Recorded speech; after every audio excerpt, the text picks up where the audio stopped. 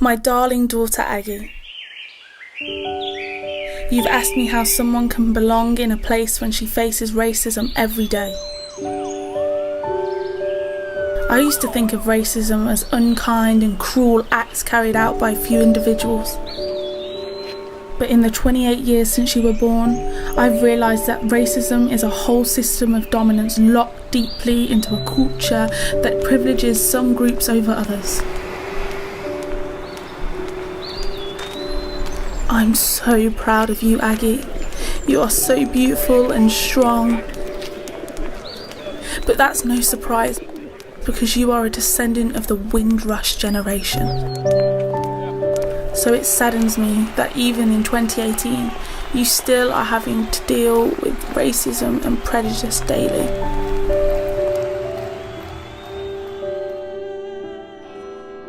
That's me, 28 years ago now, 9 months before you were born. That was the day we buried your great-grandmother, Agatha.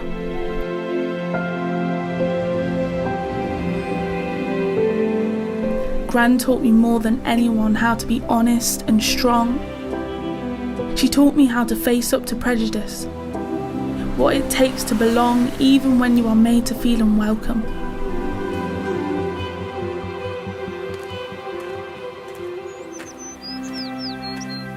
Let me tell you about the last time your great-grandmother would ever visit my mother's grave.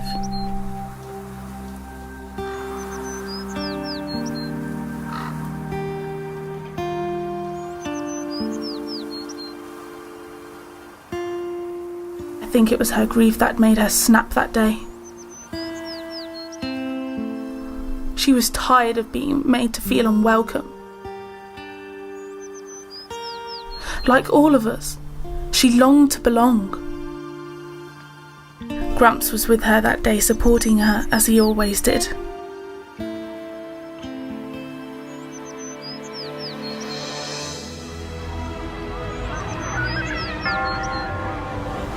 I want to go home. We are home.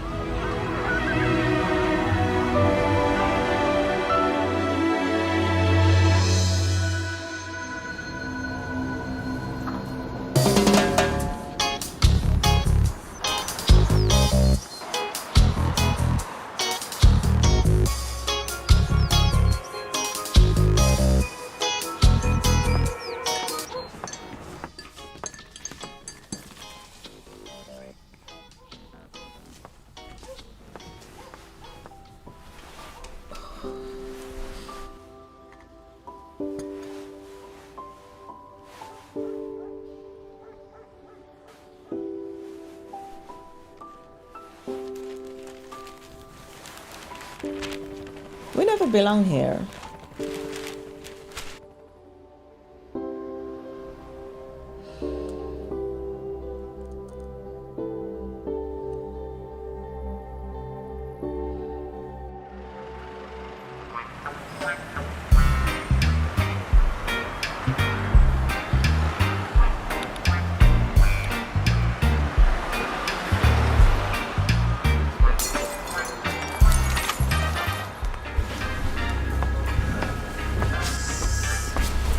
That was also the day I had to deal with a very sexist and racist customer.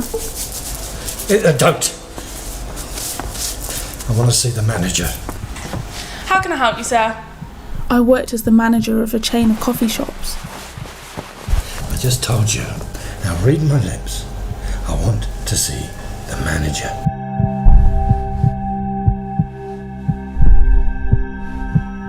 I did get angry, but I was tired of being treated as a second-class citizen.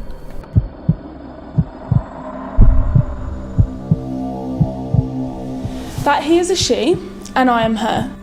You read my lips. How can I help you, sir?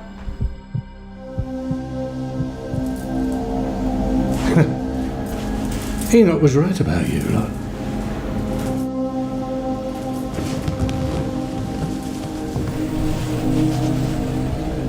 I hope for your sake your passport's in order.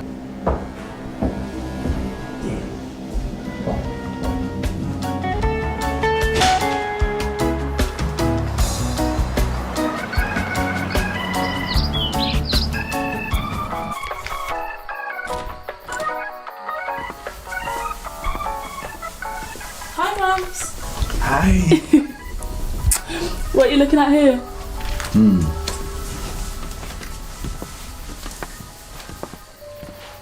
Are you looking at me or Mum? You look just like her. It's getting hot in here, Grumps.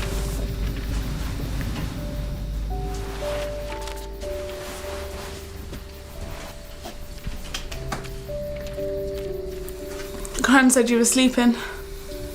I was just pretending.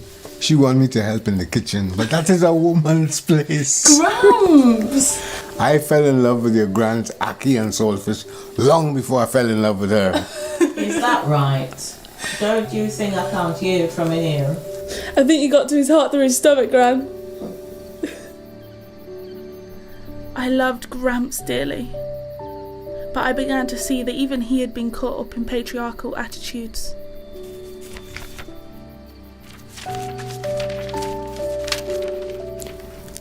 I wish you had a picture of my dad.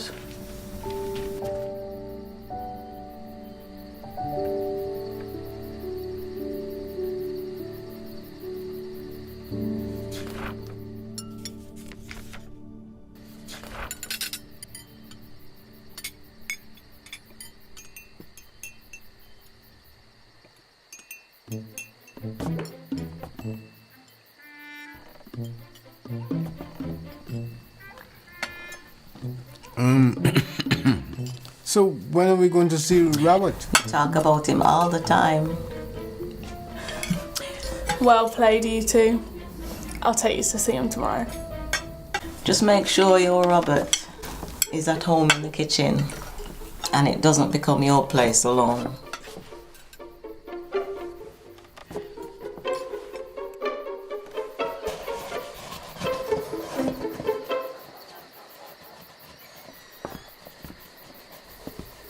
And now you come into the kitchen. Why you say it like that?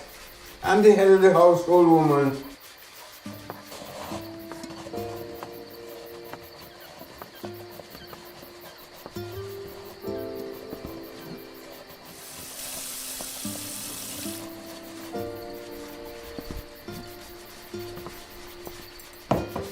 Honey.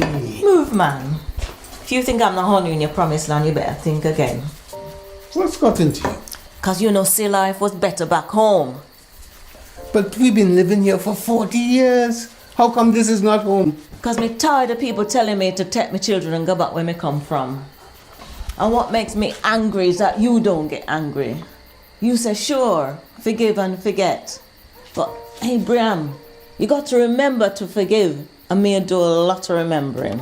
Look, could we talk about this when you calm down? Calm down. If you don't listen carefully, you think you're back home in a Jamaican hurricane.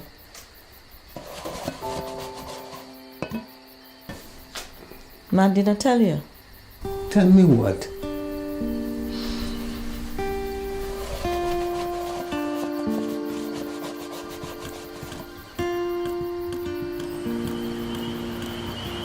Earlier that evening, the area manager of the coffee shop chain called round. He responded to the customer's complaint, not by calling him out on his behaviour, but by firing me.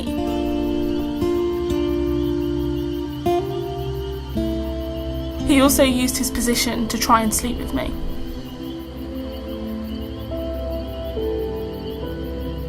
Like I said, racism and sexism are systemic.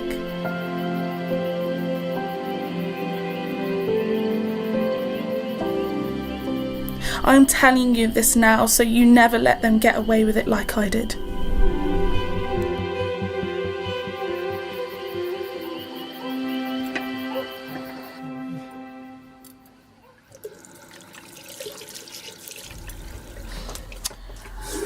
Home is a place where we belong, Abraham. We invited here, but we never belong.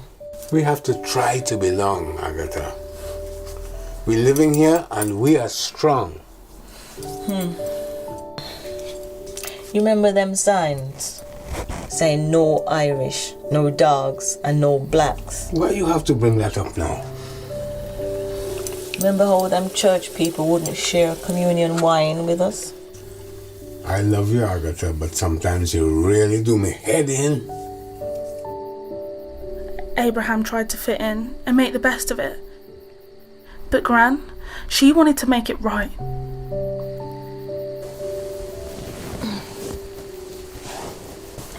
You know what it's like to be a black man and used by the system, Abraham. But you don't know what it's like to be a black woman and abused. Black women, we get it twice as bad.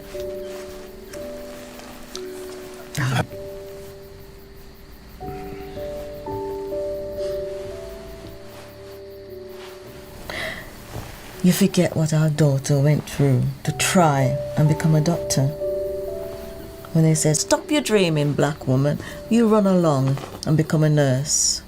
Please, Agatha. I give my life to the NHS, to this country. I don't want to think about that anymore. You remember when them racist boys take our daughter?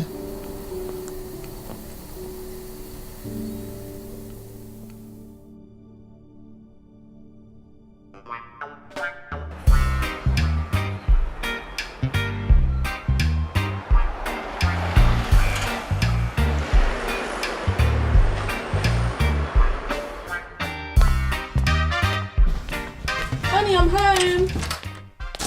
Yep, you're on him now. That's a promising start. Something smelling good. I want to see that black man in the kitchen.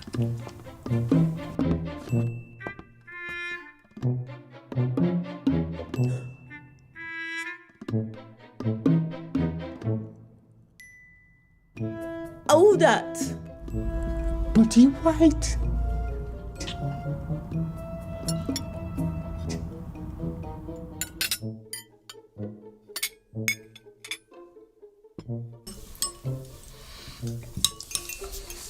My dad got killed by the police outside a sugar company in 1930. Oh, I'm really sorry. Just looking for work, that's all. And he got killed. Are you enjoying your meal? Did Mandy tell you her mother got killed by the National Front? What? Pass me the salt. It's there. Robert's family came to the UK on the same ship as you. Ah, part of the ship's crew. No, wait. Your family is plantation owners. Make money out of slavery.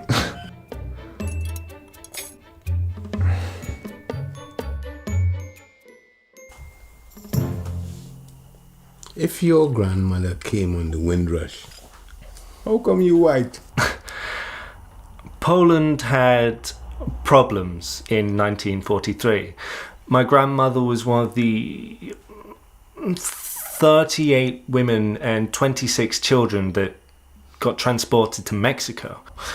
After the war, she came here on the Windrush. She on our boat. It wasn't exactly your boat, Gran. We were all from the Caribbean. Trinidad, Guyana, Grenada. And we all had beautiful black skin. I don't remember no white folk on board. Gran was there. It's not a story often told, but I'm also a descendant of the Windrush. Like Mandy. I loved your father very much, but he never realised how privileged he was as a white man. You don't see any white descendants of the Windrush generation being deported back to Poland or Mexico. But Gran seemed to accept Robert, even though it was incredibly difficult for her.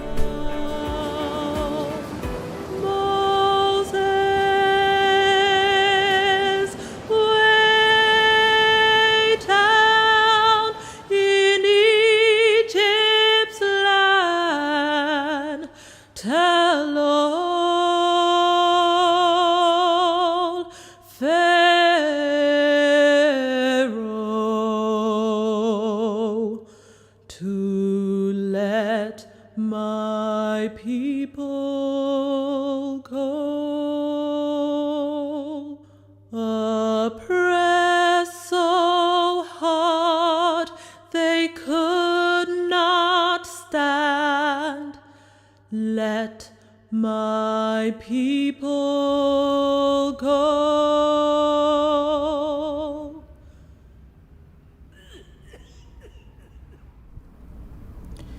You're always the head of the family, Gramps. But Gran was his heart. You're a heartbeat of a generation, Gran. You lived the dream of a promised land. All people belonged.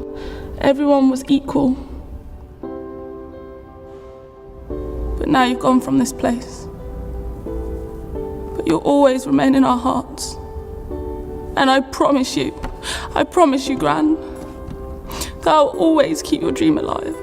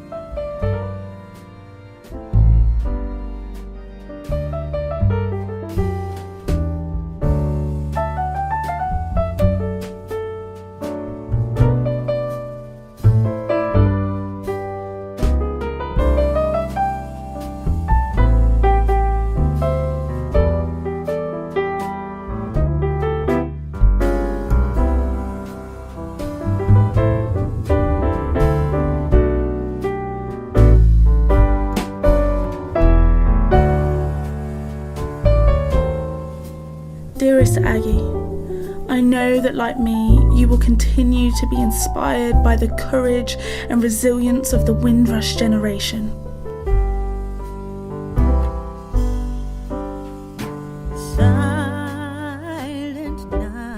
I pray that you will always confront and expose racism, sexism, and prejudice, no matter how cleverly it is disguised. And please remember, no matter what they say, you will always belong.